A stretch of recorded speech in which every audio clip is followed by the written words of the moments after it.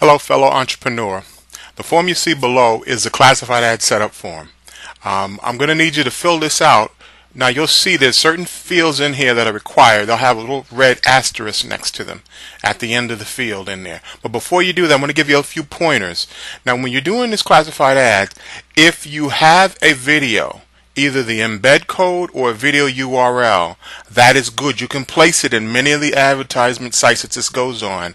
Video does work. That'll get seen by a lot more, and it'll have a much greater impact. So if you do have one, I implore you to include it. Also an image file as well. Be sure to include some kind of an image file. Now if you don't have one, that's fine, but again, that's also something that helps tremendously in regards to when people actually see your advertisement when it's placed.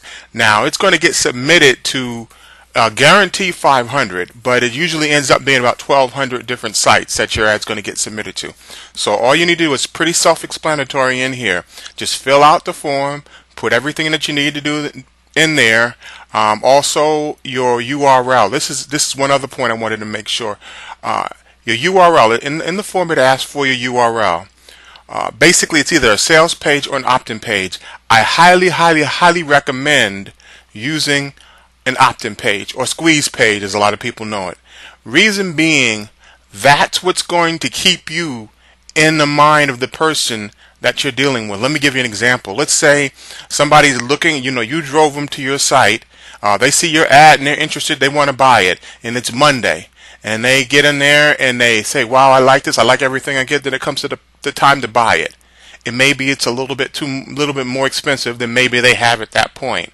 Well, if you don't have your opt-in page or your autoresponder set up, let's say it's Monday and they get paid on Friday. Come Friday, they might remember the product or service, but they're not going to remember your page.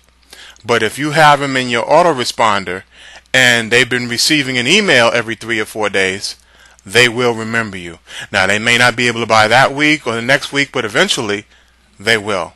So that's the importance of it. I highly recommend having an opt-in page or a capture page. Sales page, if you don't have that, then put a sales page there. But you're going to have some kind of URL for people to go to. Even if it's your blog URL, that's fine. People will be able to get to there. But you have to have somewhere for them to have a point of contact to reach you, where you can then later send them emails or contact, a video email, whatever. You want to be able to stay in touch of the people that you've driven to your website. With that in mind, go ahead and fill out the form and then click the submit button.